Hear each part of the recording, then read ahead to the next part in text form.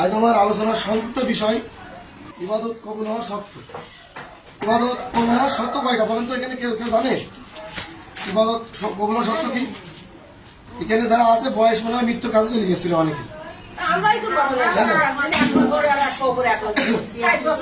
ইবাদত কবুল হওয়ার শর্ত দুইটা। আল্লাহ সন্তুষ্টি, রাসূল সাল্লাল্লাহু আলাইহি ওয়াসাল্লামের আদর্শ। বললাম বোঝা গেছে? আল্লাহ সন্তুষ্টি। আমরা ইবাদত করি কার সন্তুষ্টির জন্য? আল্লাহ সন্তুষ্টির জন্য। আর এটা কাজ দেখানো পথ, মানে পথে পদ্ধতিতে করতে হবে। খুব সহজ বলা, মানে মুক্তি বলা খুব সহজ। রাসূল সাল্লাল্লাহু আলাইহি ওয়াসাল্লামের পদ্ধতিতে করতে হবে, এটা খুব সহজ বলা। কিন্তু বাস্তবতা দেখি মনে হয় যে আমরা তার মানে কি বলবো, 100% থেকে 90% আমরা করিনি, 10% করিনি, এরকম হয়ে যায়। ঠিক আছে? এখন যে মাসটা চলছে এটা কি মাস জানেন? হ্যাঁ, জিলহজ মাস, তাই তো? এই জিলহজ মাসের ফজিলত কি? আরবি এই মাসে বেশি বেশি ইবাদত করতে হবে। স্পষ্ট করুন না, কিন্তু বেশি বেশি করতে হবে। এখন আমার প্রশ্ন, আমাদের কাছে যে রাসূল সাল্লাল্লাহু আলাইহি ওয়াসাল্লাম দিন নিয়ে এসেছে, ঠিক আছে? মানে কথা বলবো একদম মনোযোগ শুনতে হবে, ঠিক আছে?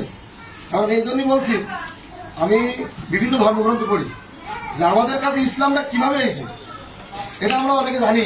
আমরা মনে করি রাসূল সাল্লাল্লাহু আলাইহি ওয়াসাল্লাম দেশে এইভাবে, মানে আমরা তার মাধ্যমে জানি, কিন্তু তার কাছে কিভাবে এসেছে সেটা কিনা জানি, সেটা কয়জন জানে?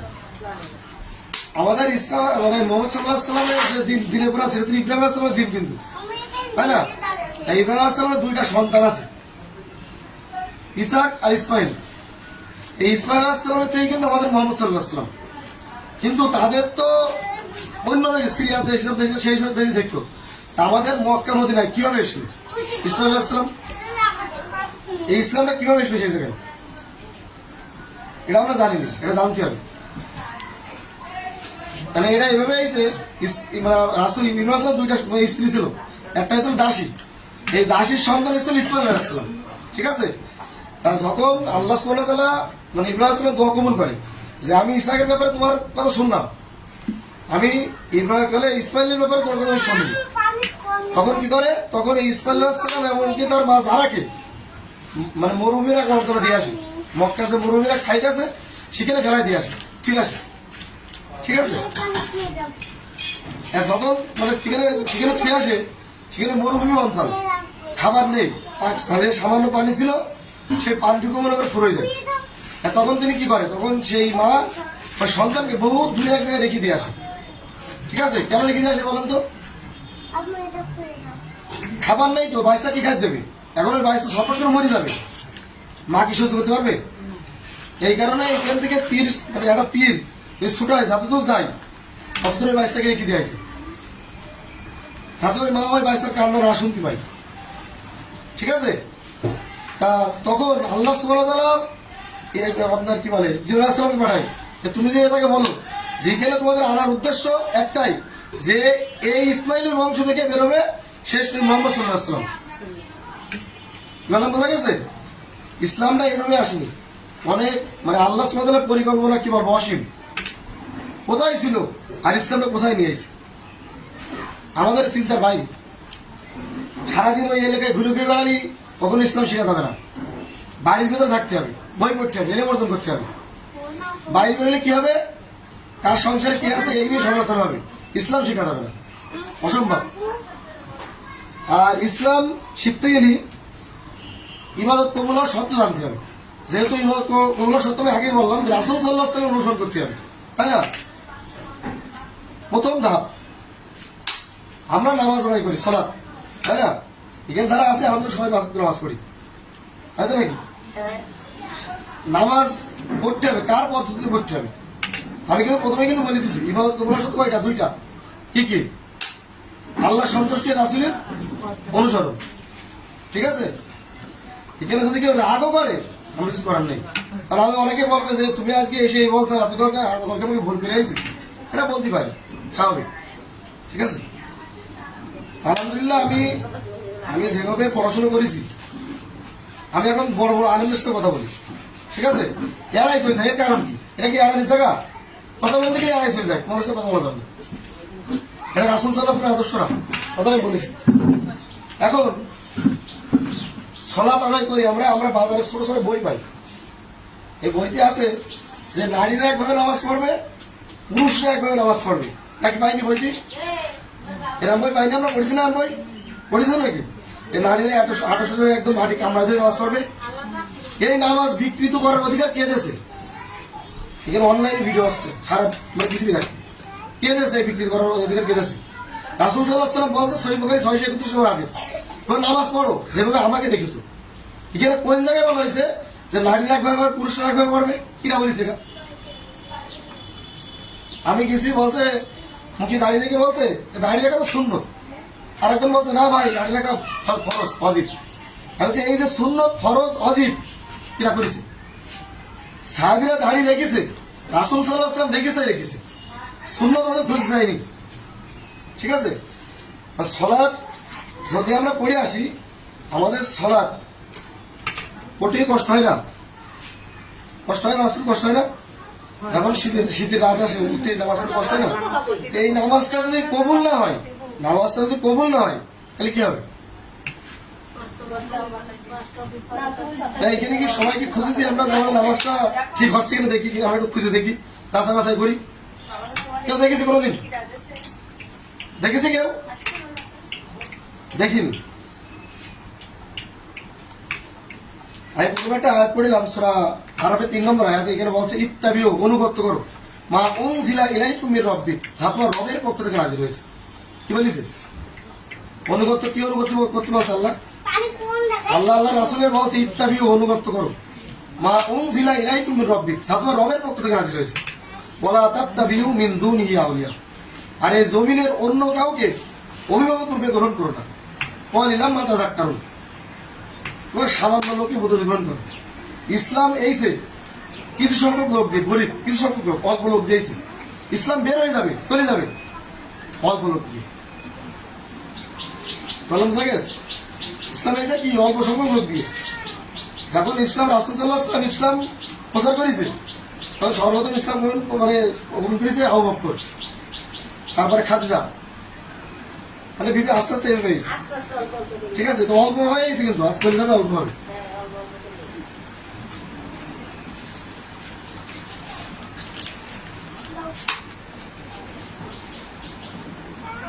শুধু নামাজ বলি না, আমরা কিন্তু নামাজ রোজা বিভিন্ন ইবাদত করি না?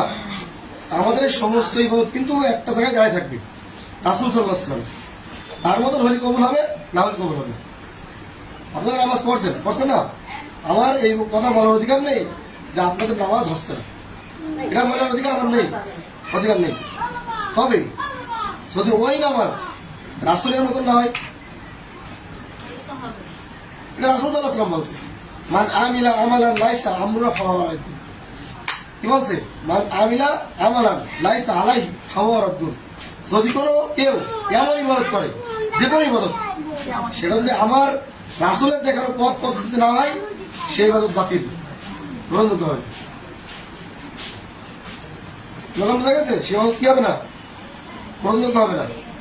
এবার আপনারা একটু বলেন দেখি, আপনারা নামাজে যখন দাঁড়ান কিভাবে দাঁড়ান? আমি কিন্তু নামাজ শিখছি, কিন্তু আপনারা কিন্তু অনেকে জানেন নামাজ। আমি একজনের কাছে জিজ্ঞেস করেছি নামাজ কয় ওয়াক্ত? 5 ওয়াক্ত। ঠিক আছে, নামাজগুলোর নাম বলো। নামাজের নাম বলতে পারছি না, ফজর, জোহর, আসর নাম বলতে পারছি না। কোন নামাজ কখন পড়তে হয় জানেন? হাজারো এরকম লোক আছে নামাজ সম্বন্ধে বেখবর, নাম জানেন, পড়েন না জানেন কি হয়। এখন কিভাবে পড়েন বল, কিন্তু শুনে আমি হালকা কথা। প্রথমে শুরু করেন কিভাবে? আল্লাহু আকবার, তাকবীর দেন, এর আগে তো নিয়ত করেন। ওই যে আপনারা নিয়ত করেন জায় নামাজের নিয়ত, ওই যে নামায় তোয়ান করেন না, জায় নামাজে যেটা আছে, জায় নামাজের দোয়া, জায় নামাজের দোয়া পড়ায় না, এই জায় নামাজের দোয়া নেই, এই দোয়াটা নেই। নিয়ত করতে হয় না, নিয়ত করতে হয়। একবার নামাজ পড়ে যাচ্ছেন, আবার বাবা নিয়ত করা লাগবে? নিয়ত করা যাবে না, নিয়ত অন্তর হয়ে যাবে। নিয়ত করতে হয় না, করতে হয়। সহিহ বুখারী 1 নম্বর হাদিস, ইন্নামা আমালু বিন্নিয়াত, প্রত্যেকটা কাজ হবে নিয়ত করে যায়। বুঝা গেছে? এরকম জোহরের নামাজ, আসরের নামাজ, মাগরিবের নামাজ, এশার নামাজ, এগুলো যখন উযু করি তখনই তো তার নাই নিয়ত করি তো। আর আমাদের রব বলছে সূরা মুহাম্মদ 47 নম্বর সূরা 33 নম্বর আয়াতে যে আতিউল্লাহ ওয়া আতিউর রাসূল, তোমরা আল্লাহকে মানো রাসূলকে মানো, ওয়ালা তুবতিলু আমালাকুম, আর তোমাদের আমল বিনষ্ট করো না। এখন আমরা যদি রাসূল সাল্লাল্লাহু আলাইহি ওয়াসাল্লামকে না মানি, আমাদের আমল বিনষ্ট হয়ে যাবে। কি হবে? আমল বিনষ্ট হয়ে যাবে।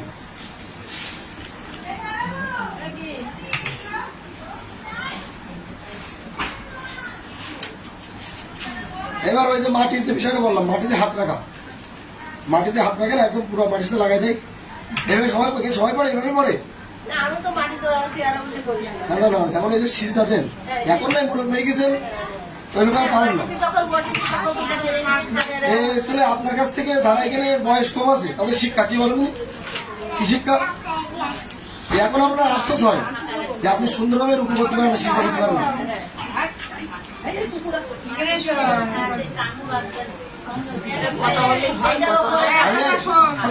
আমি একটা করে কিনারে যাই, কুকুর দ্বারা কুকুর কিনে বসে, আল্লাহ রাসূল সাল্লাল্লাহু আলাইহি ওয়াসাল্লাম কুকুরের মতো হাত বিছিয়ে দিও না। আপনারা আর কিছু বলা লাগবে না, আপনারা দেখেছেন কুকুর কিনে বিছিয়ে দেয়, একটা হাত উঁচু রেখে দেবে, যাতে একটা বকরির বাইসটা ভেতরে যেতে পারে। ঠিক আছে? তাহলে সালাত আদায় করতে হবে কার পদ্ধতিতে? রাসূল সাল্লাল্লাহু আলাইহি ওয়াসাল্লাম পদ্ধতি। ওই এগুলো ন্যাশনাল পেপারগুলো করতে এটা মনে থাকতে হবে।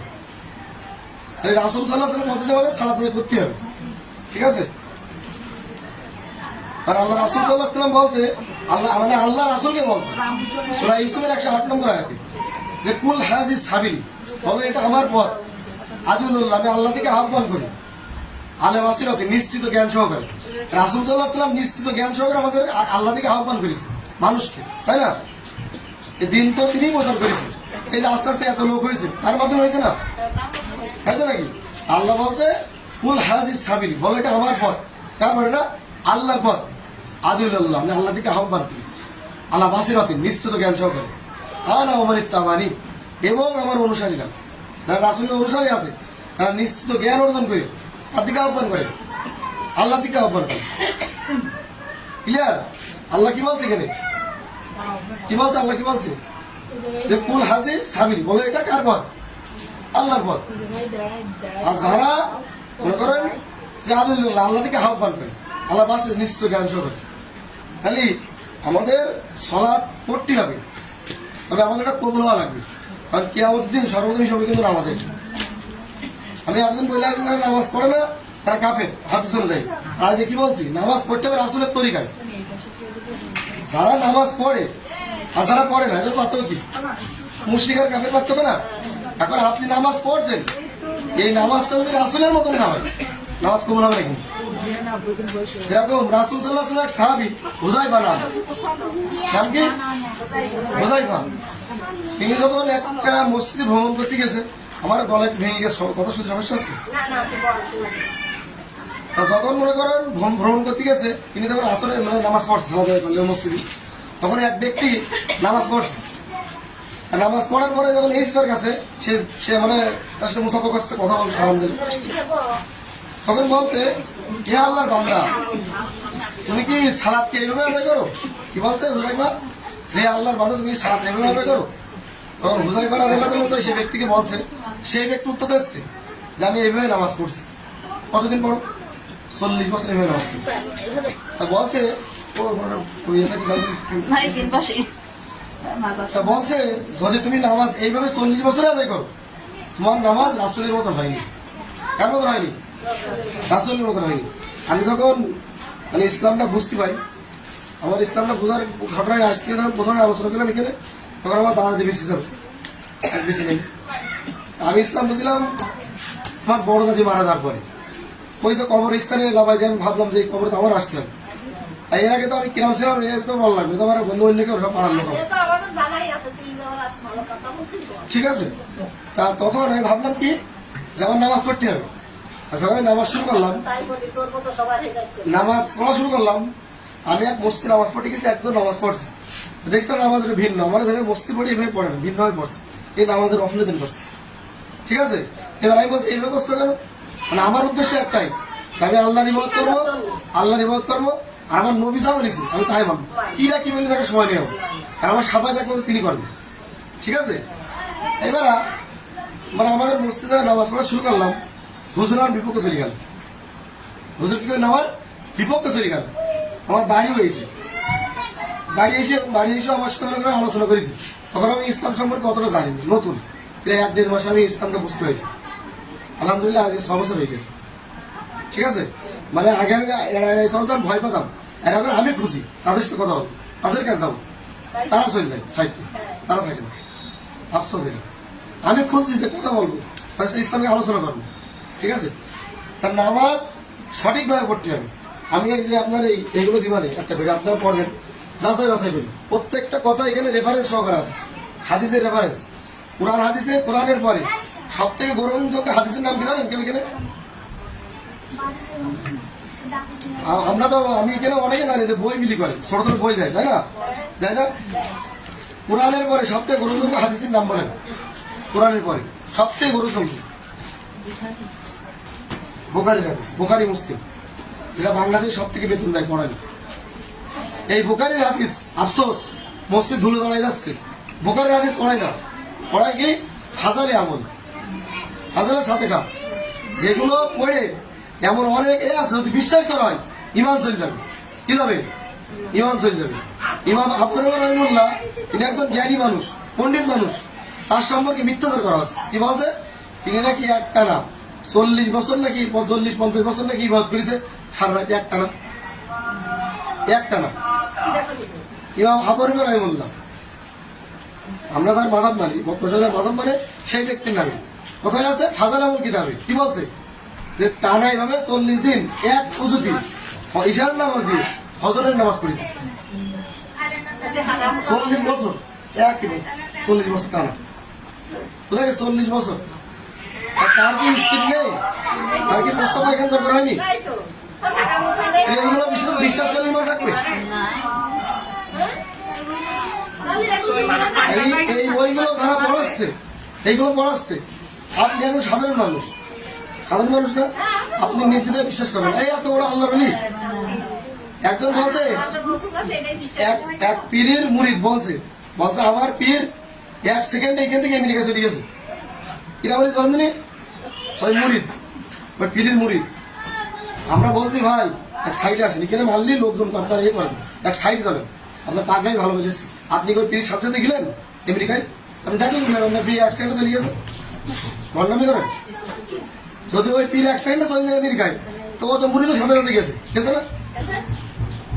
এরকম। ঠিক আছে, আরো এমন অনেক কথা আছে, এই যে ছোট ছোট যে বই বলছেন না, এগুলো পড়লে ইমান হারিয়ে যাবে। এই জন্য আপনাদের আমি তো আগেও বলেছি না, কিছু করতে না, কোরআন অনুবাদ পড়বেন কেন? আমি কি বলেছি? খালি কোরআন অনুবাদ পড়বেন, আপনার রব কি বলেছে সেটা জানবেন, কারণ সেখানে যে হিসাব দিতে হবে তার বিষয়। ঠিক আছে, আচ্ছা নামাজের বিষয় গেল, দ্বিতীয় পয়েন্টে আসি।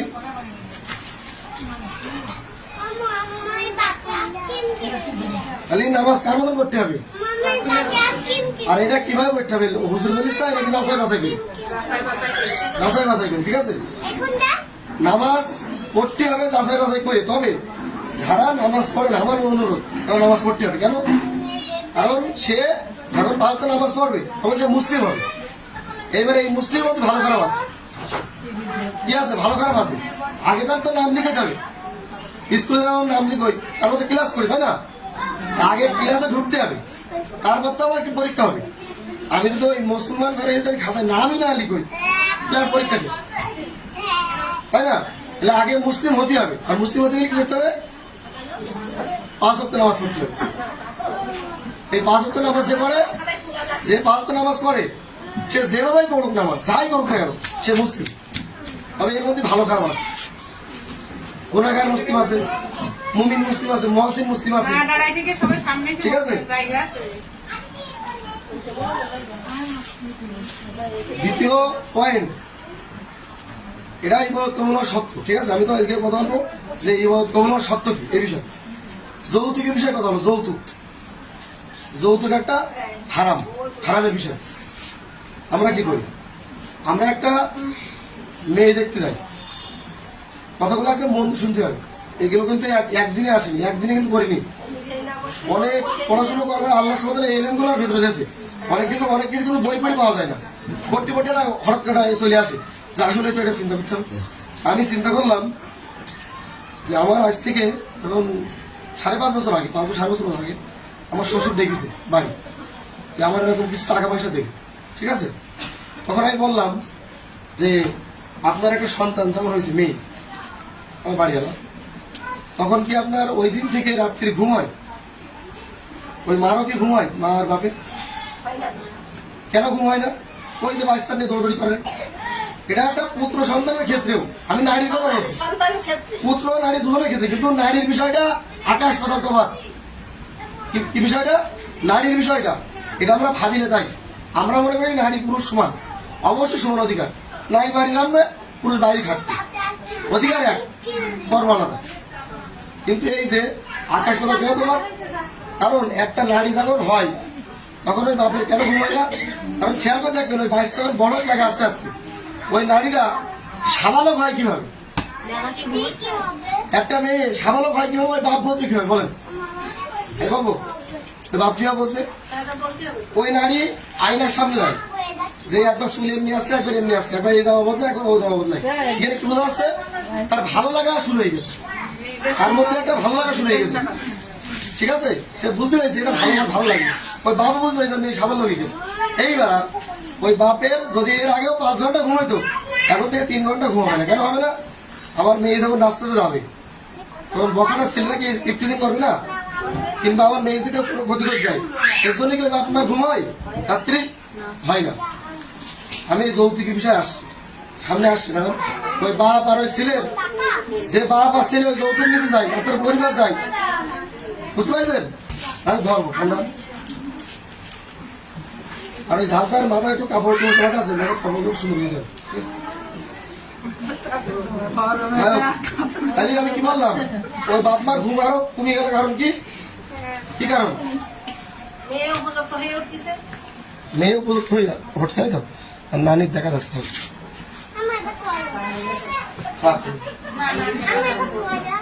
খালি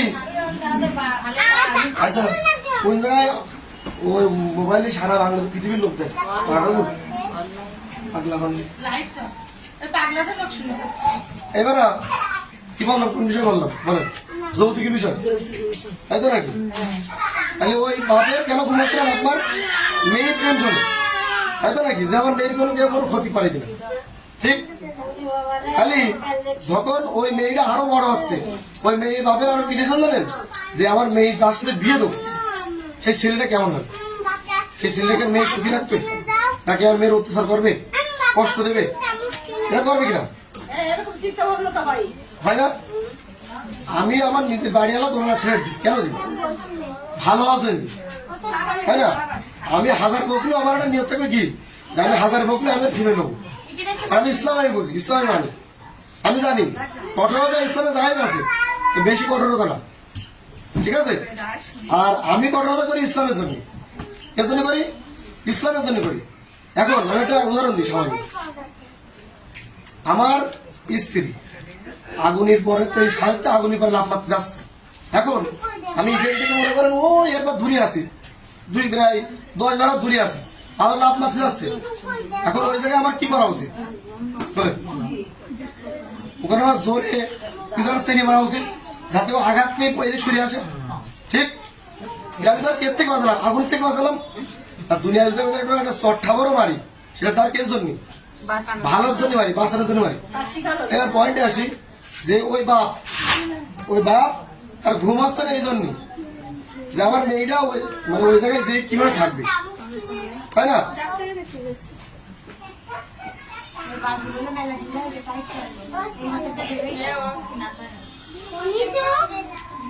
এবার যখন ওই মেয়ে দেখতে আসে, ওই বাপ তো আর মেয়ের বিয়ে দিতে হবে না, এবার মেয়ে দেখতে আসছে, ঠিক আছে। এখন যখন মেয়ে দেখতে আসে, মানে আমি তো এতকাল ধরে এভাবে এত জানতাম না। আমি কিছুদিন আগে নাম বলছি না, আমি যখন গিয়ে দাঁড়ালাম প্রশ্ন কাছে কি যে জমি জায়গা কত আছে বাপের, মেয়ের বাপের কি আছে, জমি জায়গা কত আছে। জায়গা জমিন কত আগে খোঁজ নিচ্ছে তো বাড়ি কত আমি কি বলি জানেন এই লোকের এদের আমি বলি মুখোশধারী ভদ্র এরা ছিল মুখোশধারী ভদ্র ঠিক আছে জানি না শুধু অনেক নতুন এবার শুনুন মনে করেন এই কথা বলে না খালি যখন কত চলবে তাহলে আমাদের কোনো দাবি নেই কি নেই দাবি নেই তবে আমার ছেলের একটা গাড়ির খুব দরকার এর দরকার বাকি হলো কি বাকি দিবি রাসূল সাল্লাল্লাহু আলাইহি ওয়াসাল্লাম ওর বাপের এমন ওই ছেলেরও বিয়ে করতে নিষেধ করতেছে বলে বিয়ে করতে হবে তোদের রোজা রাখ কেন ওর সামর্থ্য নেই ও তো ফকির তাই তো যেদিন সামর্থ্য হবে সেই দিন বিয়ে করতে পারবে তোমাদের সাহেব বলে ভিক্ষে করে চাল দিয়ে ভাত খালি ইবাদত কবুল হবে কিন্তু যৌতুকের টাকা দিয়ে চাল কিনে ভাত খালি ইবাদত কবুল হবে না কারণ যৌতুক তো হারাম হারাম খালি ইবাদত কবুল হয় কবুল হবে তবে দেখো সামনে কুরবানি আসছে কি আসছে কুরবানি জিলহজ মাস আমাদের একটা গুরুত্বপূর্ণ মাস কিন্তু 60টা সম্মানিত মাস আছে কিনা কিনা নাম নাম বলেন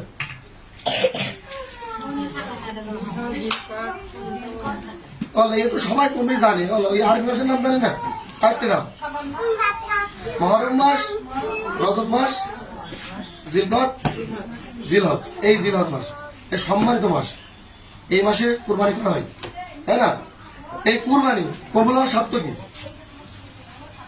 আমরা যে কুরবানি দিই এই গোস্ত রক্ত আল্লাহর কাছে পৌঁছই না কি হয় না পৌঁছই না আল্লাহর কাছে কি পৌঁছই তাকওয়া পৌঁছই তাকওয়া গরু কিনে আইছে বাজারতে আমি এলাকায় দেখায় যাচ্ছি আমার গরুটা সবচেয়ে বড় কিরা বলিস তোর কুরবানি দিতি এই লোক দেখে নিয়ে কুরবানি দেওয়া কবুল হবে না বেনামাজের কুরবানি কবুল হবে না বেনামাজের কুরবানি কি হবে না কবুল হবে না কুরবানি দিচ্ছে সকাল 10টার সময় কুরবানি কখন দেয় সকাল 10টা থেকে শুরু করে নামাজ পড়িয়েছে যে ব্যক্তি কুরবানি দিচ্ছে আরো যারা ভাগে আছে ফজর নামাজ পড়িনি কি পড়িনি ফজর নামাজ পড়িনি অনেকে ঈদের নামাজও পড়িনি এদের কুরবানি কবুল হবে হবে কুরবানি কবুল হবে তাহলে কুরবানি নামাজ পড়ে যাই কেন কুরবানি কবুল হওয়ার শর্ত কি তো হাতে নিয়ে আমার কুরবানি কবুল হওয়ার শর্ত তো আল্লাহর সন্তুষ্টি হ্যাঁ আর নামাজ না পড়লে সে কুরবানি আল্লাহ মেনে নেবে আল্লাহ সুবহানাহু ওয়া তাআলা আলাম 162 নম্বর আয়াতে কুল ইন্না সলাতা বলো তোমার সলাত কি তোমার কি সলাত অনুসুকি তোমার কুরবানি ওমা ইয়া তোমার জীবন ওমা তোমার মরণ লিল্লাহি রাব্বিল আলামিন তাহলে আপনার সালাত কার জন্য সালাত আল্লাহর জন্য কুরবানি আল্লাহর জন্য জীবন মরণ আল্লাহর জন্য আল্লাহ সুবহানাহু ওয়া তাআলা আপনাদের বলছে সূরা হাশর 59 নম্বর আয়াতে ওয়ালা তাকুনু কাল্লাযিনা রাসূলুল্লাহ তোমরা তাদের মতো হয়ো না যারা আমাকে ভুলে গেছে ফাআনসাহুম আনফুসাহুম ফলে আল্লাহ তাদেরকে বিস্মৃত করেছে নিজেদেরকে ভুলে গেছে তা আল্লাহ বলছে তোমরা তাদের মতো হয়ো না যারা আমাকে ভুলে গেছে কাকে ভুলে গেছে আল্লাহকে ভুলে গেছে তা আমরা কি তাদের অন্তর্ভুক্ত হচ্ছে রে যারা আল্লাহকে ভুলে গেছে হচ্ছে কিনা তা আমরা কিভাবে পারলাম সেই রবকে ভুলে যাচ্ছি যে রব মায়ের এই রব তোমাকে গর্বে আমাদেরকে লালন পালন করেছে কি করেছে আমাদের কি করেছে মায়ের ওই রক্ত তোমাকে গর্বে সেখানে আমাদেরকে লালন পালন করেছে সেই মায়ের রক্ত তোমাকে গর্বে কোনো আলো ছিল না কোনো বাতাস ছিল না কোনো অক্সিজেন ছিল না চিন্তা করেন কিভাবে আপনি আপনার ওই মায়ের গর্ভে 10 মাস আপনি বেড়ে উঠেছেন আপনি চিন্তা করেন কিভাবে সম্ভব আল্লাহ সুবহানাহু ওয়া তাআলা ছাড়া কেউ পারে না তাই না যখন আপনি এই দুনিয়ায় আইছেন কাঁপতে থাকা এক শিশু কাঁপছেন নিজে উঠে দাঁড়াতে পারবেন না কি পারেন না দাঁড়াতে পারেন না তখন আল্লাহ সুবহানাহু ওয়া তাআলা দুটো হাতকে নরম করে দিয়েছে কার হাত মায়ের হাত দুটো হাত নরম করেছে কার হাত মায়ের হাত আমার তাই রাগ হয় বাচ্চা কান্দি আর মা সারা রাত ওই বুকের বান্ধে সাবাস আল্লাহ কার হাত নরম করে দিয়েছে মায়ের হাত নরম করে দিয়েছে আজকে আমরা হাঁটতে শিখেছি চলতে শিখেছি আমরা এতটা নিষ্ঠুর হয়ে গেলাম যে একসময় চলতে পারতাম না যে আমার লালন পালন করেছে সবকিছু করেছে আর সর্বপ্রথম সে রবকে ভুলে গেলাম সর্বপ্রথম সে রবকে ভুলে গেলাম খালি আমরা কি হয়ে গেলাম এখানে? নিঃস্ব হয়ে গেলাম। তাহলে কয়টা পয়েন্ট গেল? নামাজ, কুরবানি, আর কি? যৌতুক। যৌতুক খাওয়া যাবে? যৌতুকের জন্য কোনো বাপকে চাপ দেওয়া যাবে? একটা বাপই জানে যে তার সব মেয়ে, আমার তো মেয়ে নেই, তবে আমি পড়াশোনা করে জানিছি, আমি নিজেও অনেক সময় দেখেছি। ঠিক আছে? আসলে যদি আমরা নিজেরা এগুলো ত্যাগ করতে পারি, এর বিনিময়ে আমাদের আল্লাহ দেবে। কোনো মানুষকে সন্তুষ্ট করার দরকার নেই। মোবাইলের টাইম দেখে দিন, কটা বাজে?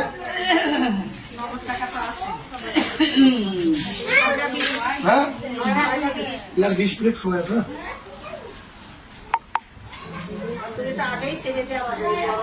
হ্যাঁ, 10 মিনিট আগে ছেড়ে দেবো। 50 আজান দেয়, 40 ছেড়ে দেবো। আমি মনে করেন না, আমি অল্প কথা বললাম, অল্প সময় নিচ্ছি। আমি 40 মিনিট বেশি কথা বললাম, তারপরে 30 মিনিট, 10 মিনিট মনে হয়েছে। তাহলে আমি কি বললাম এখানে? প্রথমে কি বললাম? নামাজ। আমি ওই যেখানে অনেকে ছিল, আমি আবার সংক্ষেপে হালকা বলি, 1 মিনিট লাগে। হ্যাঁ, নামাজ এটা পড়তে হবে কার মতন? রাসূল সাল্লাল্লাহু আলাইহি ওয়াসাল্লামের মতন। কারণ কি? ইবাদত কবুলের সাথে দুইটা, আল্লাহ থেকে প্রদত্ত, মানে আল্লাহ সন্তুষ্টি আর রাসূলের অনুসরণ। যদি বলেন যে আমার অমুক হুজুর করে, তাই না, রাসূল কিভাবে করে সেভাবে করতে হবে। ঠিক আছে? বললাম, বোঝা গেছে? ওই যে আমি বললাম নামাজে রফল আয়োজন করতে হয়। নামাজে অনেকে বলে আল হাদিস বলে। আমার কথা, আপনি তো আল হাদিস। আমি নামাজে আপনাদের কি কথা বলেন যে আপনি তো আল হাদিস। আমি বলছি রাসূল সাল্লাল্লাহু আলাইহি ওয়াসাল্লাম কি আল হাদিস ছিল? বলতে না, রাসূল সাল্লাল্লাহু আলাইহি ওয়াসাল্লাম করেছে। তিনি যদি আল হাদিস না হয়, আমি কেন আল হাদিস হব? আর আল হাদিস যাদের বলা হয়, আমি যতদূর জানি আল হাদিস শব্দের অর্থ তারা করে যারা কোরআন ও সহিহ হাদিস মেনে চলে, তাদেরকে আল হাদিস বলে। তারা কি হারাম কিছু মানে? হারাম কিছু মানে পারে না। আমি তারপরেও পক্ষপাতিত্ব করি না। কারণ কি? আমি ইসলামে দল করা হারাম মনে করি। কিরা বলেছি? আল্লাহ বলেছে। যদি নিজেকে হানাফি বলা হয়, হানাফি বলা হয়, যদি হানাফি মাযহাব মানে আমরা, এই হানাফির মধ্যে 5টা ভাগ আছে। কি কি আছে? জামাত ইসলাম আছে। কি আছে? জামাত ইসলাম হানাফি, কিন্তু তাবলীগ জামাত আছে, বেরলভী আছে, কাদেরিয়া আছে। এরা কি? সবাই কিরা? হানাফি। আল্লাহ সুবহানাহু ওয়া তাআলা সূরা আল-আনআম 159 নম্বর আয়াত, হে নবী, তাদের সাথে আপনার কোনো সম্পর্ক নেই। কাদের সাথে? যারা এই দিনের মতো মতভেদ করেছে, বিভিন্ন দলে ভাগ হয়ে গেছে, নিজেকে বলে জামাত ইসলাম, নিজেকে বলে হানাফি, নিজেকে বলে তাবলীগ জামাত, এরা ভাগ হয়ে গেছে। ঠিক আছে? ইসলামে দল করা হারাম। আল্লাহ কি বলছে? হে নবী, আপনার সাথে কোনো সম্পর্ক নেই যারা দিনকে বিভিন্ন খণ্ডে বিখণ্ড করেছে। আল্লাহ সুবহানাহু আরো বলছে, সূরা রুম 32 নম্বর আয়াত, ওরা মুশরিকদের মতন হয় না। কাদের মতন? মুশরিকদের মতন হয় না, যারা দিনকে বিভক্ত করেছে। যেরকম হাদিস আছে, মিশকাতুল মাযহাব 131 নম্বর হাদিস, রাসূল সাল্লাল্লাহু আলাইহি ওয়াসাল্লাম বলছেন, আমার উম্মতের মতো 73টা দল হবে। কয়টা দল? 73টা দল হবে। ইহুদি খ্রিস্টান এরা 71-72 ফিরকা বিভক্ত ছিল, আর আমার উম্মত 73 ভাগে বিভক্ত হবে। একটা দল জান্নাত যাবে। কয়টা দল? তখন সাহাবীগণ জিজ্ঞেস করছে, হে আল্লাহ রাসূল সাল্লাল্লাহু আলাইহি ওয়াসাল্লাম, বলবেন সবাই সাল্লাল্লাহু আলাইহি ওয়াসাল্লাম, যে তারা কোন দল?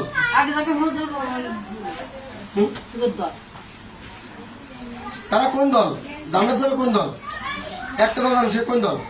সেই দলটার নাম আল্লাহ রাসূল সাল্লাল্লাহু আলাইহি ওয়াসাল্লাম কোনো নাম বলেনি, বলছে মান আলাইহি ওয়া সাহাবী, যারা আমাকে আর আমার সাহাবীকে অনুসরণ করে, তারাই সেই হকপ্রত দল।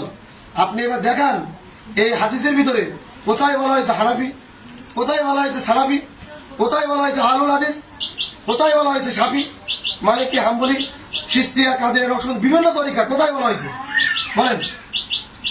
আল্লাহ কোরআনে বলছে, সূরা ইমরান 102 নম্বর আয়াত, ইয়া আইয়ুহাল্লাযিনা আমানুত্তাকুল্লাহ, হে ঈমানদারগণ, তোমরা আল্লাহকে ভয় করো, হাক্কা তুকাতিহি, ভয় করার মতন ভয়, ইল্লা ওয়া আনতুম মুসলিমুন, না মুসলমান না হয়ে মারা যেও না।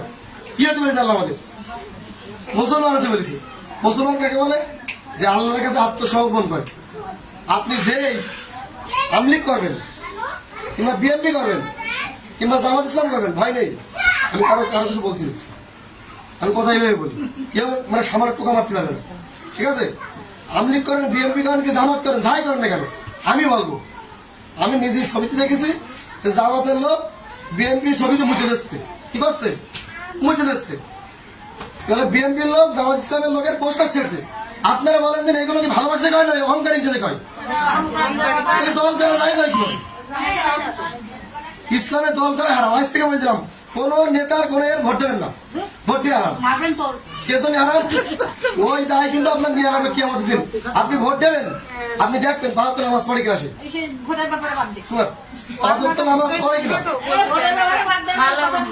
কি করে আমার গ্যারান্টি দিতে হবে, আমার গ্যারান্টি দিতে হবে যে আমি আজকে রাস্তায় যাক মরে যাবো না, এই গ্যারান্টি দিতে হবে। হ্যাঁ, আমার এখানে ইসলাম আমার আত্মীয় স্বজন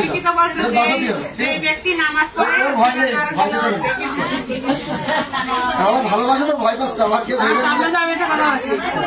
এই কারণে সবাই তোমার মতো বাড়িতে বসে বলতে পারে না, বলবেন কি এই কথা বলছি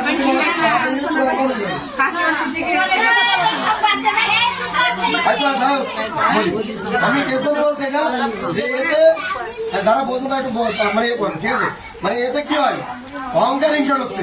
আমার বলতে রাজনীতিটা বাদ দিচ্ছি,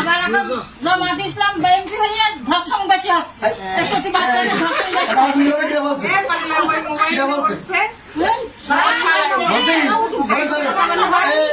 আলোচনা বন্ধ হতে বল, গ্রুপ করে আলোচনা চলছে না, সেটা কেন বলছি আমি, এখানে কেন বলছি মানে আমাদের গায়ে লাগছে না তো, কেন লাগছে না, আমার মা বোনের তো ধর্ষণ করছে না, আমার বাপের মেরি তো ওই মাটি জমা দিচ্ছে না, দেখছে দেখছে না, ওই দিন আমি কালকে সালেপুর রাস্তা জেলায় বলতো যে এরম রাজনীতি মানি নেই, আমার সন্তান হত্যা করেছি, বুঝতে না, তাহলে আমরা এরম রাজনীতি করবো না, আমরা রাজনীতি করবো কোরআন সুন্নাহ রাজনীতি, যে মানুষকে আল্লাহ থেকে আহ্বান করবো, সবাই মিলমেশ করে চলবো, কারোর সঙ্গে হিংসা অঙ্গ রাখবো না, ঠিক আছে। এখানে আমি এখানে বলতে চাই না, আমি সাতটায় বাজার সময় সমস্ত কথা বলি, তখন আমি এইভাবে কথা বলি। ভোটের কথা বলছি না তো, আমি রাজনীতি করলে হিংসা অঙ্গ করা যাবে না, ঠিক আছে। এ বিষয়ে বাদ দিই, আমি এতটুকু বলবো যে কোনো হিংসা অঙ্গ থাকা যাবে না, বললাম বোঝা গেছে। এই দেখান যারা যারা মনে করেন বাড়ির স্বামী টামি যারা আছে এদেরকে তো ভালোবাসেন, বাসেন না, কম তো জাহান্নামের আগুন থেকে বাঁচান এদের, ৫ ওয়াক্ত নামাজ পড়েন আর যা বাচ্চা করুক, এটি অন্য করেন, তাই না। রাজনীতি করার কথা আমি বললেও করবে না বললেও করবো, আমার বলার কিনা। তবে এখন যে দুর্নীতিগুলো হচ্ছে এগুলো ভালো, আমরা কি এরকম রাজনীতি চাইলাম, চাইছে বলেন, চাইনি। এখন যাই হোক, পর্দা সম্পর্কে আলোচনা, পর্দা রাসূল সাল্লাল্লাহু আলাইহি ওয়াসাল্লাম বেপর্দা নারীদের কি বলেছে, যারা বেপর্দায় চলে সেই নারীদের কি বলেছে। তো রাসূল সাল্লাল্লাহু আলাইহি ওয়াসাল্লাম বলেন 2 শ্রেণীর মানুষ জাহান্নামে যাবে, কোন যাবে, জাহান্নামে যাবে। যারা পোশাক পরে উলঙ্গ থাকে, কি করে উলঙ্গ থাকে, পোশাক পরে উলঙ্গ থাকে, তারা জান্নাতে যাবে না, এমনকি জান্নাতের ঘ্রাণও পাবে, কি পাবে না, জান্নাতের ঘ্রাণও পাবে না। রাসূল সাল্লাল্লাহু আলাইহি ওয়াসাল্লাম বলেন, শোনেন আমার মনে হচ্ছে কি জানেন, যে আল্লাহ কোরআনে সূরা নিসার 14 নম্বর আয়াতে বলছে যে আমি যদি আল্লাহর আমার এই কিতাব কোরআন, আমার এই কথা কোন পাহাড়ের উপর গেলাম, পাহাড় শূন্য বিচ্ছিন্ন হয়ে যেত, কিন্তু আমাদের গায়ে কিছু লাগছে, আমার হাসি লাগছে, খারাপ লাগছে না, তাহলে কি বোঝা গেল যে আমরা দাবি করি আমাদের মধ্যে ইমান আছে, এই ইমান আমাদের মধ্যে দুর্বল, বললাম বোঝা গেছে, ইমান দুর্বল। কারণ সাহাবীরা যারা উসমান রাদিয়াল্লাহু আনহু তিনি যখন কবরের পাশে দাঁড়াতো তার চোখ ভিজে যেত, মানে দাড়ি ভিজে যেত, কান নাই ভয়তে, আমাদের ভয় করছে না, এর কারণ আমাদের ঘাটতি আছে মানে, ঠিক আছে। রাসূল সাল্লাল্লাহু আলাইহি ওয়াসাল্লাম বলেন জাহান্নামে, রাসূল সাল্লাল্লাহু আলাইহি ওয়াসাল্লাম বলেন জাহান্নামে কিছু নারীকে আমি দেখলাম, কোথায় দেখলাম, জাহান্নামে কিছু নারীকে আমি দেখলাম, তাদের চুলে ঝুলন্ত অবস্থা দেখতে পাই, তাদের চুল ঝুলন্ত অবস্থা দেখতে পাই, তাদের মাথার মগজগুলো ফুটন্ত পানির মতন টকবক করে ফুটছিল। কাদের এটা গেল, কাদের তারা এই দুনিয়ায় বেপরোয়াভাবে চলেছে, এমনকি পরপুরুষের সাথে বেড়াইছে, কাদের সাথে, পরপুরুষের সামনে, ঠিক আছে।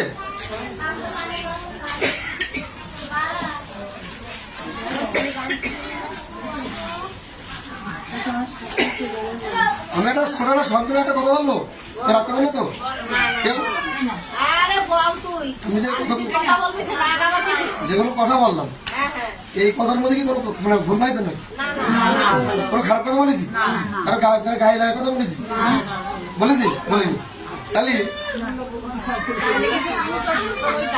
দাদি আমি ভালোবাসি না, আপনার কাছে আর কোনো কথা বলে কিনা? মানে আমি চাই যে আমাদের এই যে এলাকা আছে না, সাইডে যে এলাকাগুলো আছে, আমি চাই পরিবর্তন হোক। দাওয়াতি কাজ করতে চাই, এই যেভাবে আমরা তালিম করি এটা আমাদের কাছে প্রত্যেক মাসে একবার করতে চাই, ঠিক আছে? এমনকি আমাদের এই এলাকায়ও আমি কথা বলতে চাই, সিলিগুলোর সাথে আমি কথা বলি, আপনারা দোয়া করবেন ধরো আমি আহতি পারি, কথা বলতে পারি, ঠিক আছে? আর বাড়ির সন্তান স্বামীরা তো আছে, আপনারা একটু চেষ্টা করেন পরিবর্তন করার। আমি কি এই যে বলতে পারবো আপনি যেভাবে পাবেন আমি কিন্তু পারবো না, এটা চেষ্টা করতে হবে।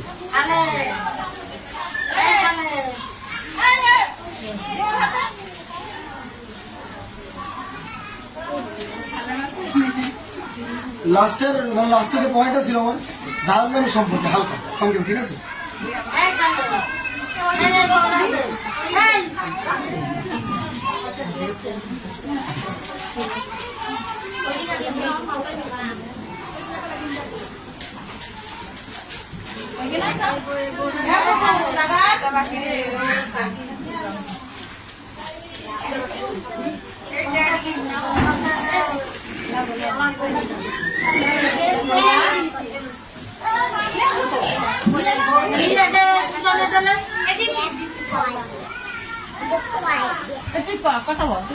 এই যে আমাদের সমাজে আজকে পরকিয়া ছড়াই গেছে না, পরকিয়া কি ছড়াই গেছে, পরকিয়া ছড়াই গেছে। এর কারণ কি জানেন? এটার কারণ কি? এটা আমি নোট করে দেখলাম, এই দোষটা ওই যে বাড়িতে স্বামী থাকে সেই স্বামীর দোষ। কি হবে ওই স্বামীর দোষ? কি হবে? পরকিয়া করছে কিনা, পরকিয়া করছে কিনা স্বামী না স্ত্রী? বাড়ি তো স্বামী আর স্ত্রী কথা বলছে, যে বাড়ির নারী পরকিয়া করছে এর পরকিয়া করছে কিনা স্ত্রী করছে, তাই তো? এই পরকিয়ার কারণে একটা তুলে ধরলাম যে আমাদের যখন বাড়ি আমরা আসি সাথে আমাদের বন্ধু বান্ধব নিয়ে আসি, কিনে আসি।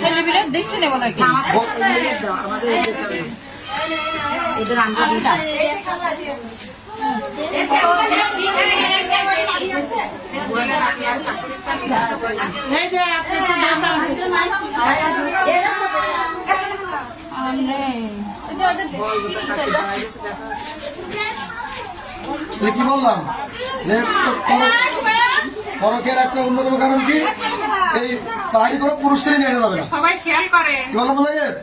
বাড়ি কে আনা যাবে না, পুরুষ ছেলে আনা যাবে না। কারণ যে পুরুষ ছেলে আসে ওই ফেরেস্তা নাকি?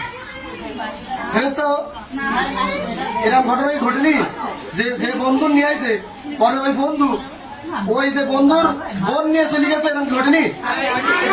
ঘটছে। তাহলে এইগুলো বরস্তা কিনা স্বামীর বরস্তা না?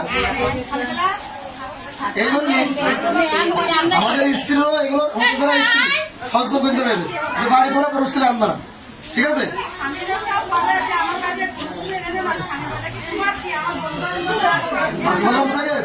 এইগুলো দেখে দিতে হবে।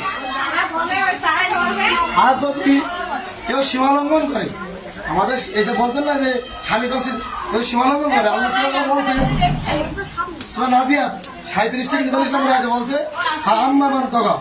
সুতরাং কেউ যদি সীমালঙ্ঘন করে, তার সাথে সীমালঙ্ঘন আল্লাহর সাথে করে সীমালঙ্ঘন। ওয়া আসরাল হায়াতুদ দুনিয়া, দুনিয়ার হ্যাঁ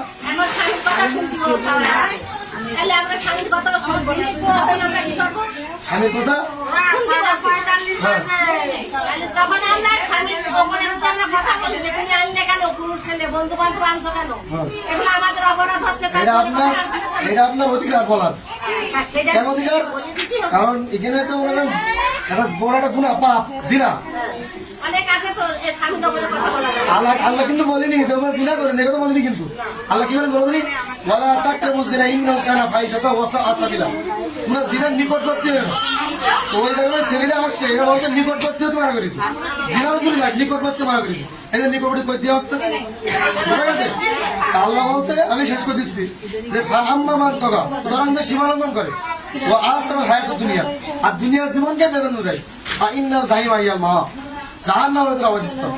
ও আম্মা মান খাফা মাকামা রাব্বি ওয়া নাহা আনিল হাওয়া, তবে যে তার অন্তরকে দাবাই রাখে, রবকে ভয় করে, আমি এগুলো করবো না, আমার রব সামনে তাই করবো।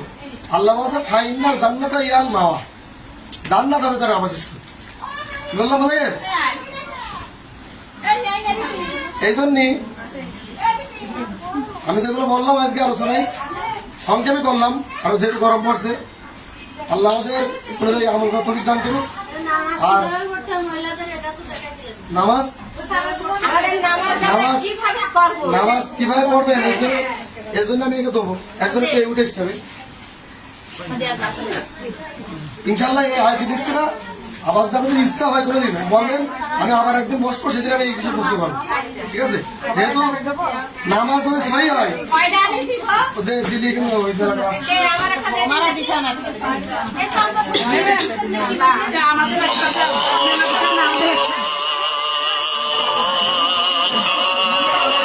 ওরা মুখ নিয়েছে। এ ময়না,